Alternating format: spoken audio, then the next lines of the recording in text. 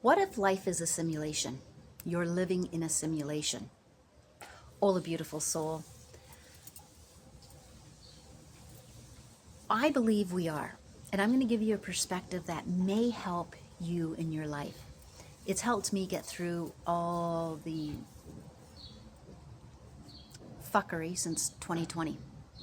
I've been down rabbit holes for years, but it was trying to understand what was going on and who certain people were and why there was so much weird shit going on.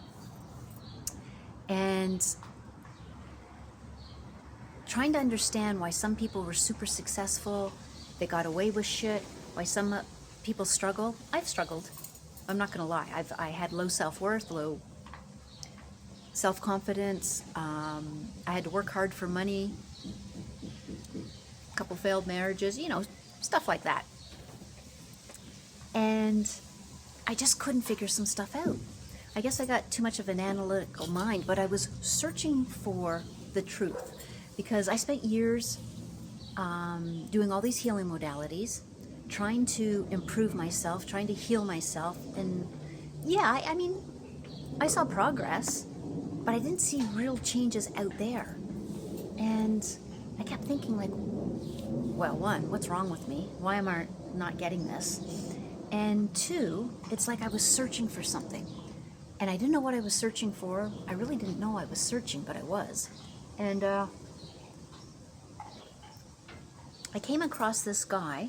I stopped doing all healing modalities because I kept thinking something's wrong here. And I mean all of them. I've done Akashic Records, Human Designs, Reiki, like yada, yada, yada, yada. And I don't say that to brag. I say that because I was really looking and searching. And I kept thinking, I get to a certain point and I'm like, wow, who decided this? This is the way it is, and there's got to be more. Like, there's just something, there's got to be more. And there is.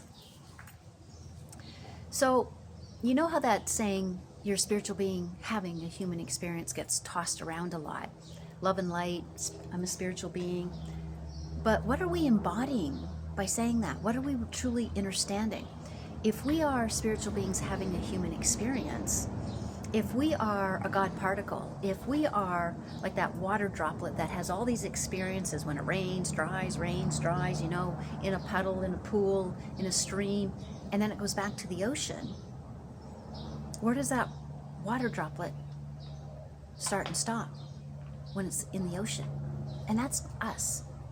We are projections of consciousness into an avatar suit playing a character. It's like a virtual reality game. That's really how I look at it now. And what makes it real is this bodysuit, because this bodysuit has senses, 5 senses, that's probably more, but I can see. My eyes decipher the light frequencies by who I am being. So it's got filters of perception. That's why we have so many different realities. Some people are really wealthy, some people are really poor and struggle, some people fall into addiction, some people are leader. Like, there's all these different realities. 8 billion people, 8 billion different realities. And I'm just going to share, when the pandemic happened, I guess because I had been down so many rabbit holes and searching, I saw through it immediately. And I couldn't figure out why other people didn't. I mean, at first I questioned it, but as time, a little bit of time went on, and within 2 years, I saw the division. I saw the animosity. And I thought, wow. And since then, I think this is kind of a continuation of awakening after 50. Once you start questioning things, it's almost like, for me anyways, I could see through the bullshit so fast.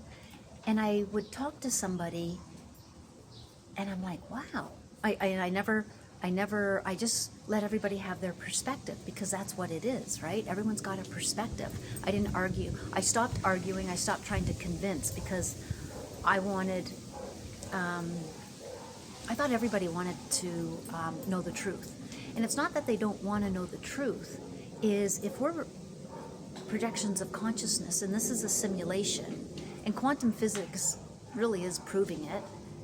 And there's a guy, Jason from Archaics on YouTube, who's got actual data from hundreds of years proving it. It's wild.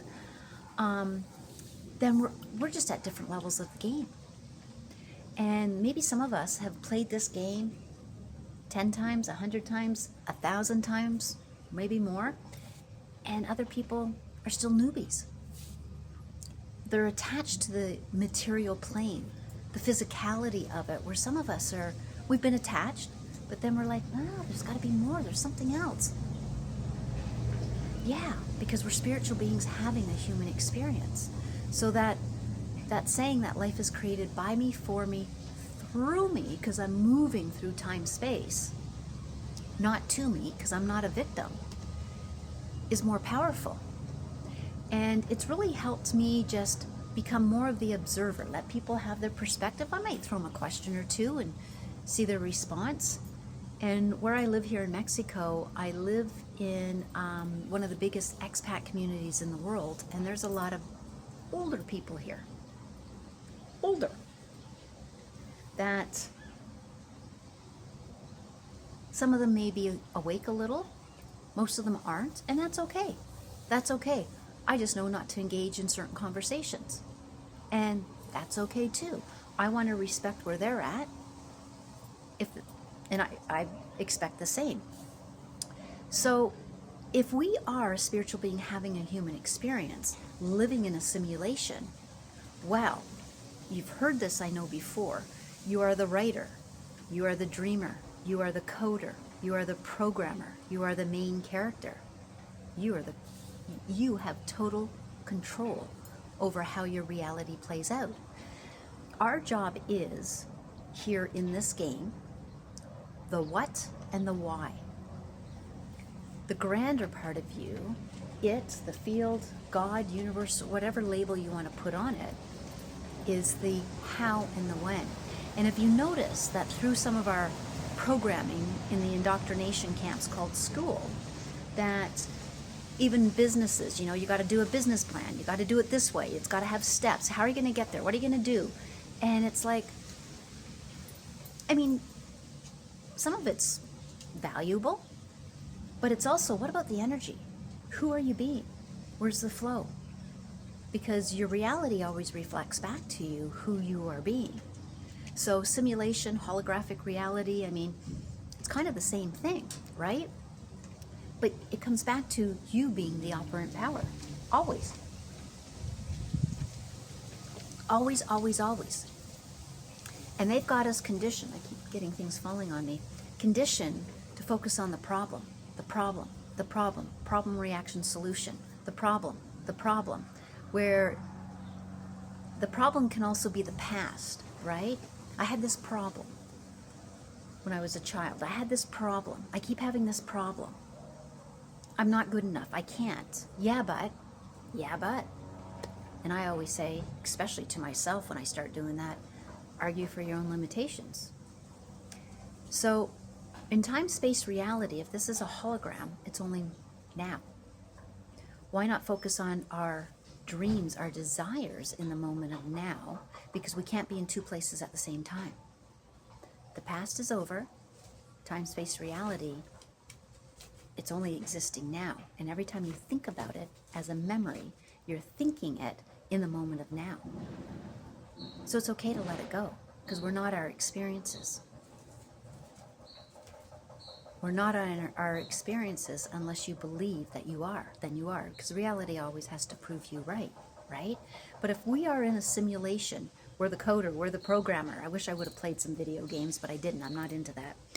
I know I had a friend that played World of Warcraft. She created her character. We get to create our character. And then she would go on these, I can't remember what they were called, with a bunch of other people and have battles or something. And you could look at, I don't want to look at reality as a battle. I look at reality now as, this is my adventure. This is my creation. How beautiful and amazing and luxurious and healthy is it? And as a holographic, you can look into the kaleidoscope, you know, the kaleidoscope, and if you just turn it just a little bit, it changes. If you think different, it changes your reality projection, and we're constantly changing in and out of different timelines all day long by who we are being. So for me anyways, when I look at it, life is a simulation, life is a game on planet Earth. What's the name of the game? Is to get our consciousness out of the matrix. What's the matrix? Is the construct, the prison, the mental prison of all our perspectives, thoughts, and beliefs and programs that go against ourselves, that keep us small, that keep us limited. When at the core of our being a spiritual being, we are unlimited. That's why going into the imagination, which is, our left side is linear, logical, gotta have steps, gotta trust the science, can't ask questions, yada, yada, yada. Where the right brain is creativity, curiosity, interconnectedness, childlike sense of wonder. And we're using it all the time, but usually for the worst case scenarios against ourselves. What if you decided to use that for yourself? To breathe life into your dreams, to breathe life. So every day I get up in the morning and I go on a little rant, inner glow up. And when I see myself veering off, because I'm still this human while I'm here, right? Veering off, oh my God, what happens if blah, blah, blah, blah, blah, blah. No, it's this way now. I'm the controller, I'm the programmer, I'm the operator, I'm the dreamer, I'm the main character. And I start the internal, everything's working out in my favor. I'm always at the right place at the right time, saying the right thing, and I always know what to do. I go in these internal glow-ups to remind myself who I am, so I can select anew in the moment of now of being the person I truly choose to be. And I allow everyone else to be who they are. So maybe that helps, that perspective. But the more I look at it as just a game, I let everybody have their level where they're playing. I respect that. I let them have it. It took me a while, though. I really thought people wanted to know the truth. And not everybody's ready for it. And that's okay. If you're watching this, you're one of them. And that's awesome. Keep going. Every second of every moment, you decide. Are you deciding against yourself or for yourself? Since it's your game, your reality, why not always choose for you? Always. Because the past does not matter unless you let it. So stop focusing on the problems. Turn your life force energy towards your dreams and desires and breathe life into that. Talk about that. And you don't need to always share it with other people, especially if they're, say, not where you are or not awake, which is fine. It's just, you know, inside. That's all that matters. Especially as we get older. Oh, you're too old for that. You can't do that. What makes you think you can do that? You've never done that before in your life.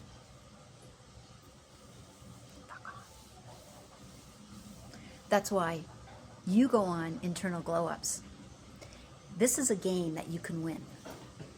And for me, I've said for years, and I didn't even understand why or what, but I mean years I've been saying this, I'm not coming back. So I think there's other simulations out there.